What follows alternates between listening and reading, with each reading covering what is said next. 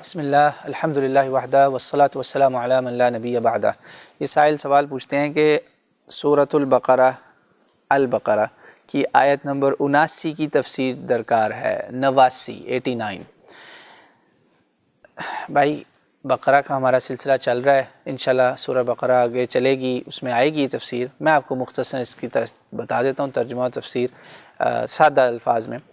اعوذ باللہ من الشیطان الرجیم وَلَمَّا جَاءَهُمْ كِتَابٌ مِّنْ عِندِ اللَّهِ مُصَدِّقٌ لِمَا مَعَهُمْ وَكَانُوا مِن قَبْلُ يَسْتَفْتِحُونَ عَلَى الَّذِينَ كَفَرُوا فَلَمَّا جَاءَهُم مَّا عَرَفُوا كَفَرُوا بِهِ فَلَعْنَةُ اللَّهِ عَلَى الْكَافِرِينَ صدق اللہ العلی العظیم ونفعنی وإیاکم بذکر الحکیم۔ اللہ تعالیٰ اس آیت مبارک میں فرماتے ہیں، میں نے تلاوت اس لیے کی کہ تاکہ ہمارے دلوں پہ قرآن پاک کا اثر بھی ہو۔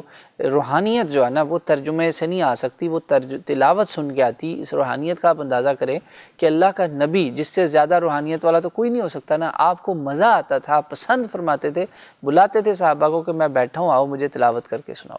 تو اللہ تعالیٰ فرماتا ہے کہ یہاں بات ہو رہی ہے اصل میں یہودیوں کی۔ پیچھے بھی دیکھیں، آگے بھی دیکھیں، پتہ چل جائے گا۔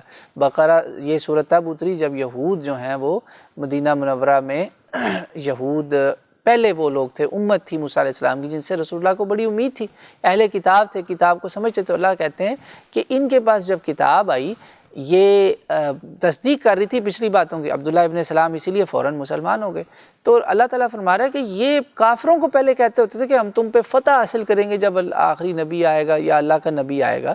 تو جب آ گیا اور ان کو پتہ چل گیا کہ یہ حقیقت ہے، عرفو پہچان ہو گئی، انہوں نے پھر بھی کفر کر دیا، جانتے بوجھتے کفر کیا۔ اللہ نے کہا اس قسم کے کافروں پہ اللہ کی لعنت ہے، یہ لعنت کے مستحق ہو گئے، پتہ ہی آپ کو راندہ درگاہ ہو گئے، اللہ کے مغضوب ہو گئے۔